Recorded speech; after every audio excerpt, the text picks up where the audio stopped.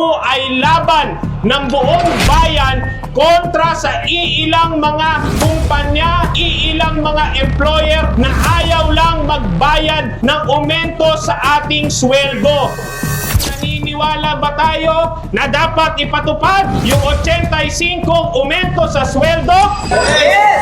Naniniwala ba tayo na hindi lang dapat Metro Manila kundi buong bansa ang may aumento sa sweldo? Dahil kung haharangin ng iilang mga kumpanya, construction company, mga kumpanya ng malalaking commercial fishing, ano na lamang ang mukhang ihaharap? Hindi lang ng DOLE, kundi mamaya haharapin din natin yung grupo ng mga employer, yung ECOP. Magkaroon naman sila ng isang salita. Hindi pwedeng nire-respeto nila yung batas na nagtatakda ng sahod, pero hindi din nila kinukondina yung kanilang mga kauri na binabaluktot, binabali, nilalabag yung mismong batas na ginagalang natin. Tayo pong lahat ay naririto para igiit sa ating gobyerno. Hindi dapat tayong magkakaaway dito. Ang gobyerno at mga manggagawa, dapat ito po ay laban ng buong bayan kontra sa iilang mga kumpanya, iilang mga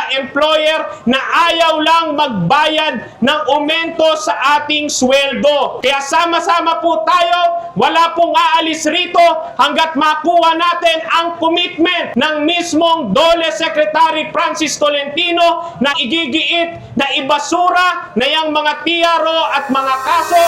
Dahil sa ating sama-samang pagkilos, nakaharap natin hindi lang si Secretary Tolentino, kundi yung grupo ng mga employers at nagkasundo tayo sa isang resolusyon na ipagtanggol at ipatupad hindi lamang yung 85 sa Metro Manila, kundi yung mandato ng batas na dagdagan ang sahod sa buong bansa. Nagkasundo ang mga manggagawa, employers, pati na rin ang DOLE na ipaglalaban hanggang dulo na mabasura kaagad yung TRO na hindi na kailangan umabot pa yan ng August 13 o mawala ang 1.2 billion pesos na dagdag sahod, na ibasura yung mga petisyon ng walang batayan at walang konsensya, at wala na dapat sumunod na ginagawang takbuhan ang korte dahil lang ayaw nilang magbayad ng aumento. Paalala lang sa ating mga employers, wala akong pumipigil sa inyo na magbigay ng kusa ng dagdag sahod na deserve ng inyong mga